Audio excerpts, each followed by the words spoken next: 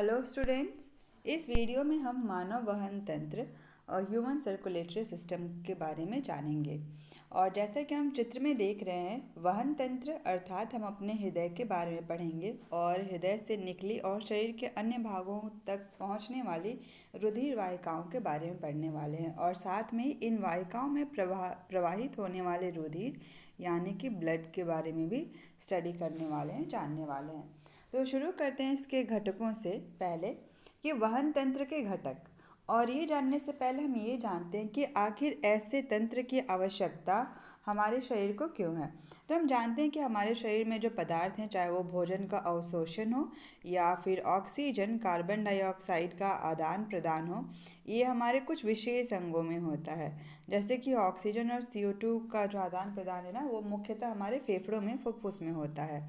तो ये जो वस्तुएं हैं, चाहे वो आवश्यक हो या फिर अनावश्यक, जैसे कि कार्बन डाइऑक्साइड या फिर यूरिया जैसे पदार्थ हो, उनको शरीर के एक भाग से दूसरे भाग तक पहुंचाने के लिए, उनका वहन करने के लिए हमारे शरीर में एक तंत्र होता है जिसका नाम है वहन तंत्र। और इसका काम क्या है कि जो भी आवश्यक पदार्थ है ना, उनको एक जगह से दूसरी जगह पहुंचाया जाए, शरीर के अन्य भागों तक, सभी भागों तक पहुंचाया जाए। इस वहन तंत्र के 3 घटक हैं मुख्यतः। पहला रुधिर, ब्लड। दूसरा रुधिर जिनमें प्रवाहित होता है वह वाहिकाएं यानी कि रुधिर वाहिकाएं, जो मुख्यतः 2 धमनी, शिरा और एक इनकी सबसे छोटी पतली वाहिकाएं केशिकाएं होती हैं। और इस वहन तंत्र का तीसरा घटक है हमारा हृदय, जो पेशीय होता है, हमारा हार्ट हो गया। साथ में लसिका नामक, यानी कि एक इंग्लिश में इसे हम लिम्फ कहते हैं, ये लसिका नामक एक और तरल ऊतक जो हमारे शरीर में वहन का कार्य करता है। एक एक करके हम सभी के बारे में जानेंगे। शुरू करते हैं रुधिर के साथ, ब्लड के साथ। तो ये जो रुधिर है, यह एक प्रकार का फ्लूइड कनेक्टिव टिश्यू यानी कि तरल संयोजी ऊतक है। ऊतक, इनके बारे में हमने क्लास 9 में पढ़ा है। ये जो तरल संयोजी ऊतक है रुधिर, इसके 2 घटक हैं यानी कि 2 भाग हैं। पहला भाग है जो तरल माध्यम का होता है, और इसी की वजह से हमारा जो रुधिर है ना, वो शरीर में एक अंग से दूसरे अंग तक या एक भाग से दूसरे भाग तक प्रवाहित हो सकता है। यानी कि हमारा जो ब्लड है ना, क्योंकि इसमें एक तरल माध्यम है, फ्लूइड पोर्शन है, पार्ट है, तो यह फ्लो हो सकता है। और इसका नाम क्या है? प्लाज्मा। और इस प्लाज्मा का कार्य क्या है कि यह भोजन, कार्बन डाइऑक्साइड, नाइट्रोजनी वर्ज्य पदार्थों का उनके विलीन रूप में वहन करता है, यानी कि ये प्लाज्मा में विलीन, घुल जाते हैं। और इस रुधिर का दूसरा घटक हो गया कोशिकाएं। और ये कोशिकाएं 3 तरह की हैं। पहली लाल रक्त कोशिकाएं, दूसरी श्वेत रक्त कोशिकाएं और तीसरे पट्टिकाणु या प्लेटलेट्स।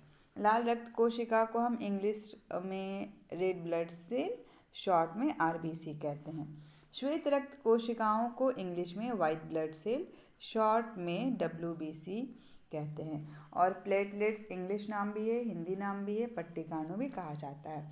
अगर हम अपने रुधिर को इस तरह से भागों में बांटें, मतलब रुधिर के जो घटक है उसमें देखें, तो जो सबसे ऊपरी है भाग प्लाज्मा, और ये हल्के पीले रंग का होता है। उसके बाद इसकी कोशिकाएं, जो ये 3 तरह की हैं। सबसे ज़्यादा जिन कोशिकाओं की संख्या होती है रेड ब्लड सेल्स है, और वाइट ब्लड सेल्स, प्लेटलेट्स जो है ना, एक साथ बहुत थोड़ी सी मात्रा में। और इनसे पता चल रहा कि हमारे ब्लड में, रुधिर में सबसे ज़्यादा मात्रा जो है ना, प्लाज्मा की होती है। और अगर कोशिकाओं में देखें तो सबसे ज़्यादा संख्या जिन कोशिकाओं की होती है वह है लाल रक्त कोशिकाएं। यहाँ पर ब्रैकेट में इन सभी कोशिकाओं के कार्य लिखे हुए हैं।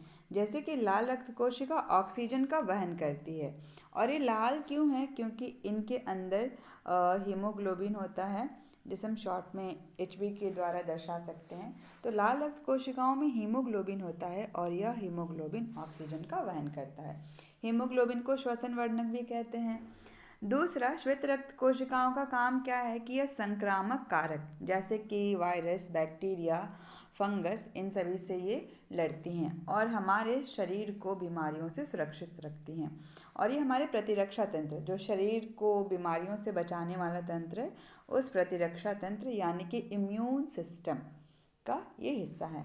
और पट्टिकाणुओं, प्लेटलेट्स का काम है कि अगर कभी कट जाए, चोट लग जाए और ब्लीडिंग होने लगे, यानी कि खून बहने लगे, तो ये थक्का बनाकर रुधिर का प्रवाह रोकती हैं, जिससे कि अत्यधिक मात्रा में हमारे शरीर से रुधिर का नुकसान ना हो और हम सुरक्षित बचे रहें। तो इनका काम है थक्का बनाना। इंग्लिश में थक्का को कहते हैं क्लॉट। तो ये ब्लड क्लॉटिंग में हेल्प करती हैं, ब्लड क्लॉट फॉर्मेशन में हेल्प करती हैं। तो ये हमने जाना रुधिर के बारे में। और रुधिर के ही द्वारा मुख्यतः जो है ना, जितने भी पदार्थ है, चाहे वह भोजन हो या फिर ऑक्सीजन हो या फिर कार्बन डाइऑक्साइड हो या नाइट्रोजनी वर्ज्य पदार्थ जैसे कि यूरिया हो, इन सभी का वहन जो है हमारे रुधिर द्वारा किया जाता है। आगे अब ये रुधिर को क्योंकि शरीर के पूरे भागों में यानी सभी कोशिकाओं तक पहुंचना है, चाहे वो हमारा मस्तिष्क हो या फिर हमारे पैर हों, पैरों की उंगलियां हों, तो इस रुधिर को पंप करने के लिए हमारे पास एक विशेष अंग होता है जिसका नाम है हृदय, हार्ट। और ये किससे बना है? यह कार्डिक पेशी से बना है। और हम जानते हैं कि पेशियों की खासियत क्या है कि संकुचित होती हैं और इनमें प्रसार होता है, जैसे क्लास 9th में हमने पढ़ा है। हमारा हृदय 4 कोष्ठकों में बटा है। और ये क्यों बटा है? ताकि ऑक्सीजनित यानी कि ऑक्सीजन युक्त और विऑक्सीजनित यानी कि जिसमें ऑक्सीजन नहीं है, इन दोनों रुधिर को मिलने से रोकने के लिए यह 4 कोष्ठकों में बटा होता है। और ये किस प्रकार बटा हुआ है? ऊपरी कोष्ठ है और निचले कोष्ठ है। इन ऊपरी और निचले कोष्ठकों को भी फिर से बांटा गया है बाएं और दाएं भाग में। तो ऊपरी दोनों कोष्ठकों को अलिंद कहते हैं, बाएं तरफ वाले को बायां अलिंद, जैसे इस तरफ हम देख पा रहे हैं। दायां अलिंद जो ऊपर में है दाएं तरफ, दायां अलिंद जैसे यहाँ पर है दायां अलिंद। इसी प्रकार जो निचले कोष्ठ हैं उनको निलय कहा जाता है, और जो बाईं तरफ है वह हो गया बायां निलय, जो दाईं तरफ है वह हो गया दायां निलय। तो इस प्रकार कुल हमारे हृदय में ये 4 कोष्ठ है, 1 2 3 4। इनके नाम याद रखने हैं, ऊपरी अलिंद, नीचे निलय, और बायां और दायां साथ में लगा देना है। तो हम साथ में यहाँ पर जो है ना, हम ये हृदय का चित्र देख रहे हैं कि किस प्रकार ऊतकों के द्वारा कार्डिक पेशी से बना हुआ यह जो अंग है हमारा, जो पंप हो गया, पेशीय पंप, यह 4 भागों में बटा हुआ है। ये 1 2, ये दोनों ऊपरी कोष्ठ हो गए। उसके बाद ये तीसरा नीचे वाला बाईं तरफ का कोष्ठ, और ये चौथा, ये 4 चैम्बर्स, 4 कोष्ठकों में बटा हुआ है हमारा हृदय। इसके अलावा अन्य संरचनाएं देखते हैं हम कि हमारे हृदय में और क्या क्या संरचनाएं उपस्थित हैं जिनसे हमारा हृदय जो है वो जुड़ा हुआ है। एक एक करके जानते हैं। तो सबसे पहले हम लोग देखते हैं तीर की दिशा की सहायता से कि इस बाएं अलिंद में 2 तीर जो है वो अंदर की तरफ आते हुए दिखाए गए हैं, और जिनकी सहायता से ये जिनका प्रवेश है ना वो रुधिर का प्रवेश है, और ये फुफ्फुस शिराएं हैं।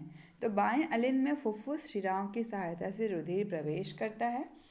इस स्थान पर ना कपाट होते हैं, वाल्व कहते हैं। कपाट खुलने से यह रुधिर ऊपरी कोष्ठ से निचले कोष्ठ में जाता है, और ये तीर की दिशा बताती है कि ये जो रुधिर है बाएं निलय से होते हुए, महाधमनी से होते हुए यह हृदय से बाहर चला जाता है। और ये जो रंगों में अंतर है ना, ये इस तरफ थोड़ा सा लाल रंग दिखाया गया है, यह इंडिकेट करता है, सूचित करता है कि इस भाग में हृदय के यानी कि बाएं भाग में ऑक्सीजन युक्त रुधिर प्रवेश करता है। तो फुफ्फुस शिराएं फुफ्फुस से आती हैं और ऑक्सीजन युक्त रुधिर लेकर आती हैं। वहीं दूसरी तरफ हम चित्र में देखें हृदय के, तो दूसरी तरफ जो रंग है ना वो नीला दिखाया गया है, और ये नीला रंग बताता है कि इस तरफ जिस रुधिर का प्रवाह हो रहा है ना, इसमें CO2 यानी कि कार्बन डाइऑक्साइड की मात्रा ज़्यादा है। तीर की सहायता से देखते हैं। शरीर के ऊपरी भाग से महाशिरा द्वारा रुधिर दाएं अलिंद में प्रवेश करता है, और वैसे ही निचले भाग से महाशिरा द्वारा ये जो रुधिर है वह दाएं अलिंद में प्रवेश करता है। तीर की दिशा बताती है कि दाएं अलिंद से होते हुए यह विऑक्सीजनित रुधिर कहाँ गया? दाएं निलय में गया। और अगली तीर की दिशा बताती है कि यह फुफ्फुस धमनियों द्वारा होते हुए कहाँ चला गया? फुफ्फुस में चला गया है। तो यह जो फुफ्फुस नाम है ना, यह बताता है कि ये फुफ्फुस तक जा रहा है। तो रुधिर का हम प्रवाह देखें ना, वह हृदय के अंदर भी हो रहा है, और ये अंदर से होते हुए हृदय से बाहर भी रुधिर का प्रवाह हो रहा है। आगे हम लोग इसके कार्यों को समझते हैं कि हृदय का कार्य क्या है। इसका कार्य पंप करना। किसको पंप करना? ऑक्सीजनित रुधिर को पूरे शरीर में, यानी कि ऑक्सीजनेटेड ब्लड को पूरे बॉडी में पंप करना। और साथ ही वी ऑक्सीजनित यानी कि डी ऑक्सीजनेटेड ब्लड को, वी ऑक्सीजनित रुधिर को फुफ्फुस में यानी कि हमारे फेफड़ों में, लंग्स में पंप करना। हमारे हृदय में अन्य संरचनाएं, जैसे हमने ये धमनी और शिराओं को देखा, इनके अलावा ना हमारे हृदय में वाल्व होते हैं जिन्हें कपाट भी कहा जाता है। और ये वाल्व हम देखेंगे तो एक यहाँ पर है ऑर्टिक वाल्व, और ये हमारे ओर्टा महाधमनी में होता है। दूसरा वाल्व हम देखें तो पल्मोनरी वाल्व है, और यह हमारे पल्मोनरी आर्टरी फुफ्फुसीय धमनी में होता है। एक और वाल्व है जिसका नाम है ट्राइकस्पिड, और यह हमारे हृदय के दाईं तरफ होता है, हमारे अलिंद, दायां अलिंद और दाएं निलय के बीच में। और एक चौथा वाल्व है, चौथा कपाट है जिसका इंग्लिश में नाम हो गया मिट्रल वाल्व, और ये हमारे हृदय के बाईं तरफ होता है। और ये मिट्रल वाल्व और ट्राइकस्पिड वाल्व कहाँ है? ये हमारे अलिंद और निलय यानी कि एट्रियम और वेंट्रिकल्स के बीच में है। और इनका काम क्या है? यह रुधिर को उल्टी दिशा में प्रवाहित होने से रोकते हैं। साथ ही हम लोगों को ये भी जानना चाहिए कि हमारे हृदय की जो धड़कन है ना, वो कैसे बनती है। हमारे हृदय में क्या है ऐसा, जैसे ये साउंड जो है ना, हार्ट बीट की जो साउंड है, धक धक हम लोग कहते हैं, वो कैसे बनती है। तो ये जो कपाट है ना, कौन कौन से, ये पल्मोनरी वाल्व वाला कपाट और साथ में जो ऑर्टिक वाल्व इनके कपाट है, इनके खुलने से जो आवाज़ उत्पन्न होती है उसे ही हम हृदय की धड़कन या आवाज़ कहते हैं। और इसी के द्वारा डॉक्टर जो है ना, वो कई सारी बीमारियां जो है ना उनका पता कर सकते हैं। आगे पढ़ते हैं हम लोग। अब ये जो ऑक्सीजनित और वी ऑक्सीजनित रुधिर है, इसको पंप करने के विभिन्न चरण के बारे में जानेंगे। यह काम बारी बारी से होता है। तो अगर हम पहले चरण के रूप में देखें तो ऑक्सीजन प्रचुर रुधिर यह फुफ्फुस से यानी फेफड़ों से हृदय में बाईं ओर स्थित क्या है, ऊपर में बाएं अलिंद में आता है, और इस समय बायां अलिंद शिथिल रहता है। इसके बाद बायां अलिंद संकोचित होता है। अब ये शिथिल होना, संकोचित होना हमारी पेशियों का गुण है। और बायां निलय फैलता है, और इससे क्या होता है कि रुधिर बाएं अलिंद से बाएं निलय में प्रवेश कर जाता है। और जब बायां निलय संकुचित होता है तब यह रुधिर जो है ना, वह शरीर में पंपित हो जाता है। तो शरीर में रुधिर कब पंप हो रहा है? जब बाएं निलय का संकोचन हो रहा है। और बाएं तरफ के भाग अलिंद और निलय में किस प्रकार का रुधिर है? यह ऑक्सीजन युक्त रुधिर है। आता अलिंद में है और जाता निलय से है। तो आना जाना ये भी ध्यान में रखना है। इसी प्रकार यह जो दायां अलिंद है, जब यह फैलता है यानी कि शिथिल होता है, तब इसमें वी ऑक्सीजनित रुधिर प्रवेश करता है, यानी कि वह रुधिर जिसमें CO2 की मात्रा ज़्यादा है और ऑक्सीजन की मात्रा बहुत ही कम है। तो यह इसमें जाता है, और यह दाएं अलिंद से दाएं निलय में प्रवेश करता है, यानी कि रुधिर का आना दाएं अलिंद में हो रहा है और यहाँ से यह जा रहा है दाएं निलय में। और दायां निलय क्या करता है? इस रुधिर को ऑक्सीजनीकरण हेतु अपनी बारी पर फुफ्फुस में पंप कर देता है। तो हमें अंतर भी समझना है कि बाईं तरफ जो रुधिर है ना, उसमें ऑक्सीजन की मात्रा ज़्यादा है, यानी कि बाईं हृदय के बाएं भाग में जो रुधिर प्रवाहित हो रहा है उसमें O2 की मात्रा ज़्यादा है। और आना किस में है? बाएं अलिंद में आना है, बाएं निलय से हृदय से बाहर जाना है। ठीक इसी प्रकार क्या हो रहा है कि यह जो दाईं तरफ का हमारा हिस्सा हृदय का, उसमें CO2 की मात्रा ज़्यादा है रुधिर में। आता अलिंद में है रुधिर और जाता दाएं निलय से है, और जा कहाँ रहा है? दाएं निलय से यह फुफ्फुस में जा रहा है। और इसके पहले हमने क्या जाना कि बाएं निलय से ये कहाँ जा रहा है? पूरे शरीर में जा रहा है। तो ये अंतर भी याद रखना है। अब क्योंकि निलय से होकर रुधिर बाहर जाता है ना, चाहे वो शरीर में पंपित हो या फिर फुफ्फुस में पंपित हो, तो निलय की जो भित्ति है, जो वॉल है, वो थिक होता है, मोटी भित्ति होती है। क्यों? क्योंकि निलय को पूरे शरीर में रुधिर भेजना होता है। तो वो मोटी भित्ति होने से जो रक्त दाब है ना, जो प्रेशर है, जो फोर्स है वो ज़्यादा जनरेट होता है, उत्पन्न होता है, तो रुधिर को पूरे शरीर में पंप किया जा सकता है। इस चित्र के द्वारा भी हम समझते हैं एक बार। अब फुफ्फुस का काम क्या है कि फुफ्फुस में ऑक्सीजनीकरण होता है, यानी कि रुधिर में ऑक्सीजन प्रवेश करती है और यह काम फुफ्फुस में यानी कि हमारे लंग्स में होता है। और साथ ही साथ क्या होता है, रुधिर में जो CO2 है ना वो हमारे कोशिकाओं और फिर बाहर छोड़ दिया जाता है शरीर के। इस चित्र के द्वारा देखें तो हम यहाँ से शुरू करते हैं। और क्या हो रहा है कि ये जो हमारे फुफ्फुस में केशिकाएं हैं, ये एक प्रकार की रक्त वाहिकाएं हैं जो बहुत पतली होती हैं। इनसे और फुफ्फुसीय शिरा से होते हुए जो ऑक्सीजन युक्त रुधिर है, यानी कि जिसमें ऑक्सीजन की मात्रा ज़्यादा है, यह प्रवाहित हो रहा है। और प्रवाहित होकर यह कहाँ आ रहा है, इसका प्रवेश हो रहा है।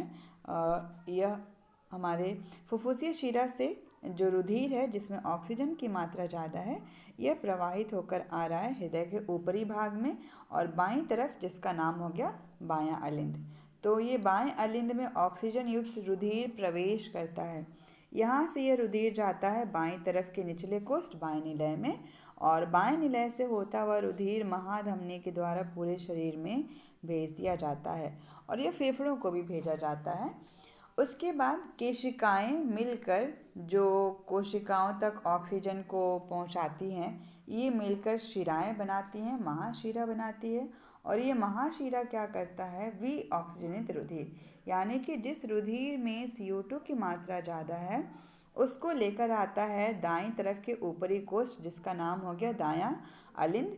यहाँ से रुधिर जाता है दाईं तरफ के नीचे कोष्ठ में, जिसका नाम है दायां निलय।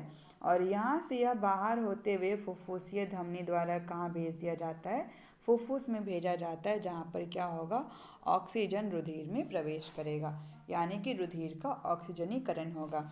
अब साथ में यह भी ध्यान रखना है, पढ़ते समय ना जो भी अलग बातें वो ध्यान रखना है कि जो फुफ्फुसीय शिरा है ना, हम आगे धमनियों और शिराओं के बारे में पढ़ेंगे, ये इकलौती शिराएं हैं जिनमें ऑक्सीजन युक्त रुधिर का प्रवाह होता है।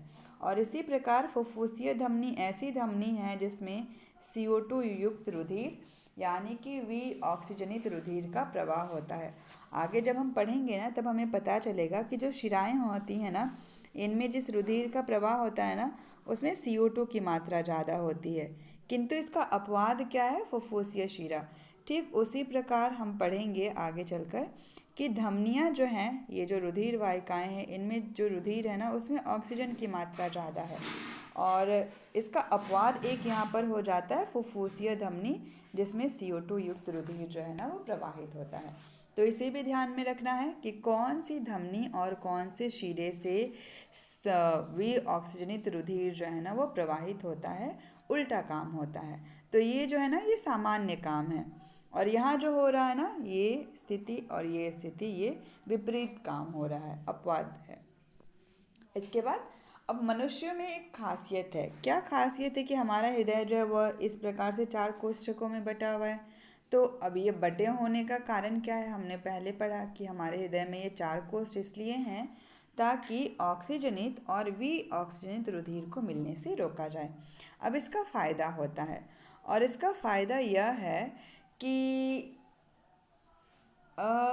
ये जो बंटवारा है ना हमारे शरीर का तापमान या तापक्रम बनाए रखने के लिए उच्च दक्षतापूर्ण ऑक्सीजन की पूर्ति कराता है। और इससे फ़ायदा क्या है कि आवश्यक मात्रा में ऊर्जा उत्पन्न होती है और हमारे शरीर का तापमान बना रहता है। अब इसी चक्कर में क्या होता है ना कि कशेरुकी, जैसे कि हम हो गए, मछलियों को छोड़कर मेढक का समूह हो गया, सरीसृप यानी कि सांप हो गए, छिपकलियाँ हो गई और पक्षी हो गए, इनमें क्या होता है कि परिसंचरण यानी कि सर्कुलेशन के एक चक्र में, एक साइकिल में रुधिर 2 बार हृदय में प्रवेश करता है, या रुधिर हृदय में जाता है 2 बार, और इस 2 बार जाने को हम कहते हैं दोहरा परिसंचरण। और ये क्यों है, क्यों संभव हो पाता है, क्योंकि हमारा जो हृदय है ना वो दाएं एवं बाएं भाग में बटा हुआ है।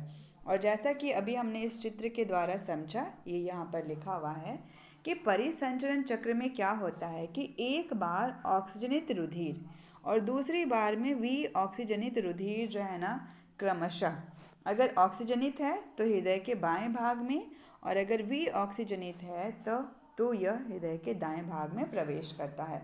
और जिनमें भी प्रवेश करता है ना, तो प्रवेश होने का जो काम है ना रुधिर में, यानी कि रुधिर को ऐसे ग्रहण करने का अगर हम काम कहें तो वो अलिंद का होता है।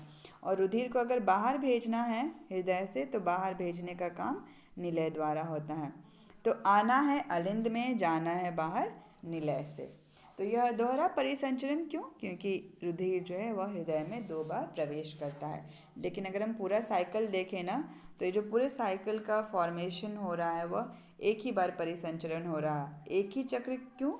क्योंकि अगर हम चक्र का मतलब ये समझते हैं कि जहाँ से हमने शुरुआत की ना, वापस वहीं तक पहुँचना, तो वापस फुफ्फुस तक रुधिर को पहुँचने में क्या हो रहा है, एक बार इधर ये एंटर किया और दूसरी बार रुधिर यानी कि ब्लड इस तरफ से दाएं तरफ एंट्री हुई, प्रवेश हुआ। इसी वजह से इसे दोहरा परिसंचरण कहते हैं। लेकिन साइकिल एक ही होती है। मनुष्यों में तो हमने जाना कि 4 कोष्ठ होते हैं हृदय में। आगे जानते हैं कुछ और जंतुवल कशेरुकी, जैसे मत्स्य यानी कि मछलियाँ, फिशेस का ग्रुप। इनके हृदय में 2 कोष्ठ होते हैं। 2 कोष्ठ का मतलब है, अगर यूँ हम बनाएं, ऊपरी कोष्ठ एक होता है और एक नीचे वाला कोष्ठ। ऊपर वाले कोष्ठ को प्रत्येक परिस्थिति में अलिंद कहते हैं और नीचे वाले को निलय कहते हैं। जल स्थलचर यानी कि उभयचर जैसे कि मेढक, सरीसृप जैसे कि सांप और छिपकली, इनके हृदय में 3 कोष्ठ होते हैं। और 3 कोष्ठ का मतलब है यहाँ पर कि इनके अलिंद में बाएं और दायां अलिंद होता है, ऊपर में 2 भाग और नीचे में इकलौता निलय होता है। तो इनमें एक निलय 2 अलिंद हो गया।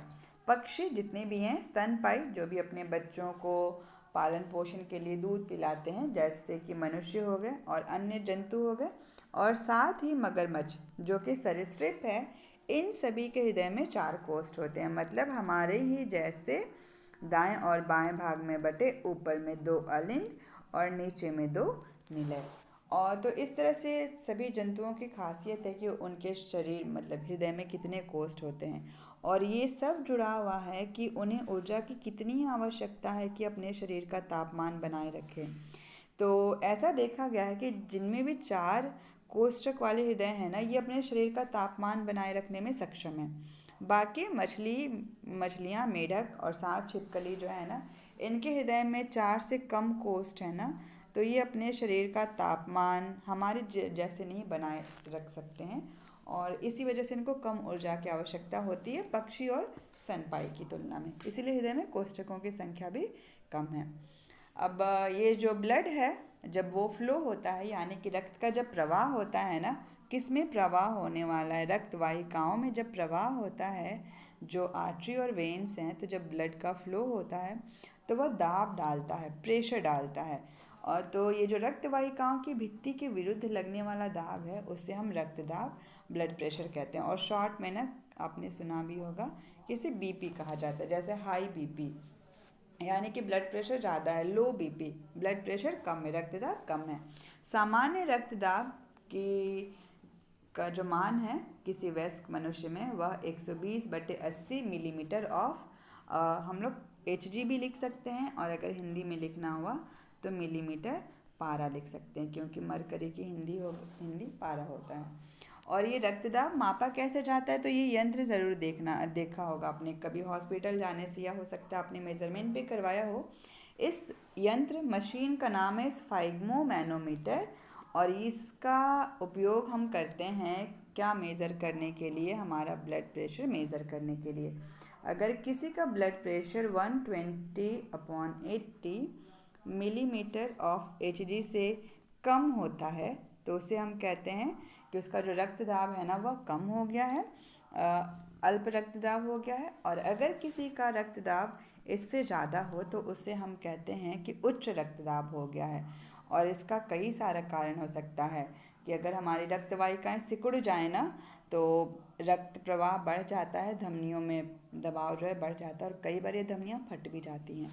तो हाई ब्लड प्रेशर यानी कि हाई बीपी, और लो ब्लड प्रेशर यानी कि लो बीपी, ये दोनों जो है ना हमारे लिए अच्छी स्थितियाँ नहीं हैं। और जब भी हाई बीपी या लो बीपी हो तो हमें डॉक्टर से ज़रूर कंसल्ट करना चाहिए, दिखाना चाहिए। नलिकाएं, जिनके बारे में हम लोग बार बार पढ़ रहे हैं, इन नलिकाओं को हम वाहिकाएं भी कहते हैं। और नलिकाएं मतलब नली के जैसी। और इनमें क्या प्रवाहित होता है? रुधिर का प्रवाह होता है। यह मुख्यतः दो प्रकार की हैं, धमनी और शिराएं। जैसे कि हम यहाँ चित्र में भी देख सकते हैं, ये एक धमनी का चित्र दिखाया गया है और ये एक शिरा। शिरा को हम लोग इंग्लिश में वेन कहते हैं और धमनियों को आर्टरी कहते हैं। इनके चित्र को दिखाया गया है। और ये जो जगह है ना, रिक्त स्थान है, इसी से होकर जो है ना रुधिर प्रवाहित होता है। हम लोग यूं इमेजिन कर सकते हैं, कल्पना कर सकते हैं कि ये एक तरह का पाइप है और इस पाइप में क्या बहता है। ऐसे तो हम पानी अपने घरों में देख सकते हैं, लेकिन हमारे शरीर में ये जो धमनियाँ और शिराएं हैं, इनमें रुधिर, ब्लड का फ्लो होता है। इनके बीच अंतर भी हम जानते हैं और इनके बारे में भी जानते हैं। धमनी हम किन वाहिकाओं को कहेंगे? उन्हें जो हृदय से अंगों की तरफ रुधिर को लेकर जाती हैं। और इसके ठीक विपरीत रुधिर को अंगों से हृदय तक वापस लाने वाली जो वाहिकाएं हैं, उनको हम शिरा कहते हैं। धमनियों की भित्ति मोटी होती है, लचीली होती है, जबकि शिराओं की भित्ति पतली होती है। और कारण क्या है ना कि ये मोटी भित्ति की आवश्यकता इसलिए है क्योंकि धमनियों में जो रक्तदाब है यह उच्च होता है, अधिक रक्तदाब होता है। और इनकी तुलना में शिराओं में, वेन्स में रक्तदाब कम होता है। तो जहाँ पर कम दबाव है वहाँ पर पतली भित्ति से ही काम चल जाता है। धमनियों में कपाट या वाल्व नहीं होते हैं, जबकि शिराओं में वाल्व या कपाट होते हैं, जैसे हमने पहले हृदय में भी देखा। इसके बाद आर्टरी यानी कि धमनी में जो इस प्रकार का रुधिर प्रवाहित होता है ना, उसमें ऑक्सीजनित रुधिर होता है, यानी कि ऐसे रुधिर में ऑक्सीजन की मात्रा ज़्यादा है, हीमोग्लोबिन ऑक्सीजन से भरा हुआ है। और शिराओं में ऑक्सीजनित रुधिर का प्रवाह होता है और इसका मतलब ये है ऑक्सीजन की मात्रा कम है और CO2 की मात्रा ज़्यादा है। लेकिन एक अपवाद भी है, जैसे हमने शुरू में देखा बीच में कि फुफ्फुसीय धमनी में ऑक्सीजनित रुधिर का प्रवाह होता है धमनी, लेकिन जो रुधिर का प्रवाह हो रहा है ना इस धमनी में, इसमें CO2 की मात्रा ज़्यादा है। और जो फुफ्फुसीय शिरा है, शिराओं में हमने पढ़ा कि ऑक्सीजनित रुधिर का प्रवाह हो रहा है, किंतु ये एकलौती शिरा है जिसमें ऑक्सीजन की मात्रा ज़्यादा होती है। ये चित्र भी हम यहाँ पर देख सकते हैं, ये धमनी और ये शिराएं। आगे केशिकाएं, ये सबसे पतली वाहिकाएं होती हैं जो धमनी के उत्तरोत्तर विभाजन से बनती हैं। जैसे यहाँ पर हम चित्र देखें तो ये धमनी है, इसकी मोटाई हम यहाँ पर देख सकते हैं, इतनी मोटाई है।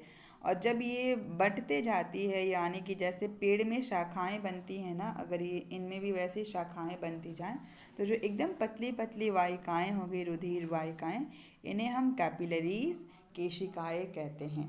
और इन केशिकाओं के द्वारा क्या होता है, रुधिर जो है ना शरीर की कोशिकाओं के संपर्क में रहता है।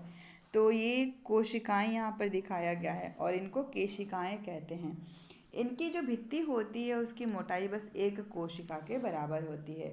और इनका काम क्या है कि रुधिर और आसपास की केशिकाओं के मध्य जो पदार्थों का आदान प्रदान है, विनिमय, इस पतली भित्ति के द्वारा ही होता है।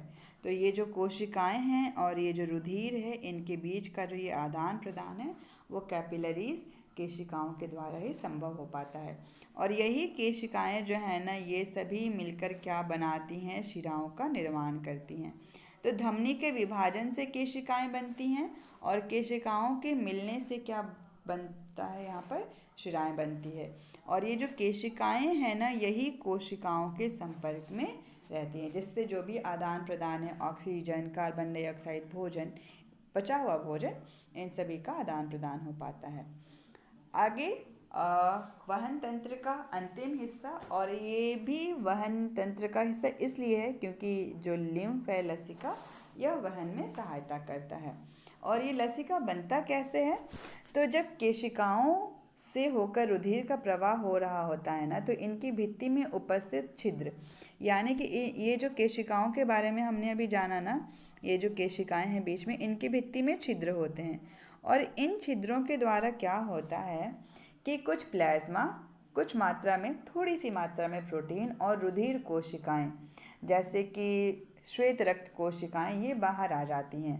और बाहर कहाँ जाती हैं? जो ऊतक हैं, यानी कोशिकाओं के जो समूह है ना, उनके बीच की जो खाली जगह, अवकाश, उसमें आ जाती हैं। और फिर ये जो रुधिर का कुछ हिस्सा निकल गया है, इसे हम लसिका या फिर ऊतक तरल कहते हैं, लिम्फ या टिश्यू फ्लूइड कहते हैं। यह रंगहीन होता है। क्यों? क्योंकि इसमें लाल रक्त कोशिकाएं, हीमोग्लोबिन नहीं होता है, इसीलिए रंगहीन है। रुधिर का रंग लाल क्यों है? क्योंकि हीमोग्लोबिन है, लाल रक्त कोशिकाएं हैं और प्रोटीन की मात्रा कम होती है। अब ये जो लसिका है, इसका वहन लसिका केशिका और लसिका वाहिकाओं में होता है और ये वाहिकाएं जो है ना अंत में जाकर बड़ी शिराओं में खुलती हैं। और कार्य क्या है लसिका का? यह अवशोषित वसा का वहन करता है और साथ ही जो अतिरिक्त तरल पदार्थ अगर कोशिकाओं के बीच जमा हो जाए ना, तो उनको वहाँ से वापस रुधिर में ले जाता है। इस चित्र के द्वारा हम अपने लिम्फेटिक सिस्टम यानी कि जो लसिका तंत्र है उसको यहाँ पर देख सकते हैं। तो जैसे हमने शुरू में देखा ना कि हमारे पास रुधिर वाहिकाओं का तंत्र है, वैसे यहाँ पर ये लसिका तंत्र है। और इस छोटे से चित्र के द्वारा हम लोग यहाँ पर और भी देख सकते हैं कि जब रुधिर का प्रवाह हो रहा होता है ना इन केशिकाओं से, तो कुछ मात्रा में जो तरल पदार्थ है वो कोशिकाओं के बीच आ जाते हैं और इन्हें ही हम इंग्लिश में टिश्यू फ्लूइड और हिंदी में क्या कहते हैं, ऊतक तरल या फिर लसिका कहते हैं। तो ये बाहर भी आ रही हैं और इनका प्रवाह, ये जो पीले रंग की नलिकाएं दिखाई गई हैं ना, इन्हें ही हम लसिका केशिका और अगर ये मोटी हो जाती हैं तो लसिका वाहिकाएं कहते हैं। और ये जाकर जो है ना अंत में ये वेन्स यानी कि बड़ी शिराओं में खुलती है। तो इस पूरे स्लाइड में हमने क्या जाना? मानव वहन तंत्र के बारे में जाना। और इसकी आवश्यकता क्यों है? पदार्थों के वहन के लिए। वहन का मतलब क्या है कि पदार्थ शरीर के एक भाग से दूसरे भाग तक जाते हैं, क्योंकि शरीर के हर एक अंग का काम बटा हुआ है ना, तो वहन तंत्र की आवश्यकता होती है। इसके घटक जो हैं वो एक तो हो गया वह घटक जिसमें रुधिर पदार्थों के परिवहन में यानी कि वहन में सहायता करता है, और एक दूसरा तरल पदार्थ हो गया जो वसा के वहन में मुख्यतः सहायता करता है, नाम हो गया लसिका। लेकिन लसिका को पंप करने की आवश्यकता नहीं होती है। रुधिर को पंप करने के लिए हमारे शरीर में एक पेशीय पंप होता है जिसे हृदय कहते हैं। तो इस पूरे टॉपिक को हमने यहाँ पर पढ़ा।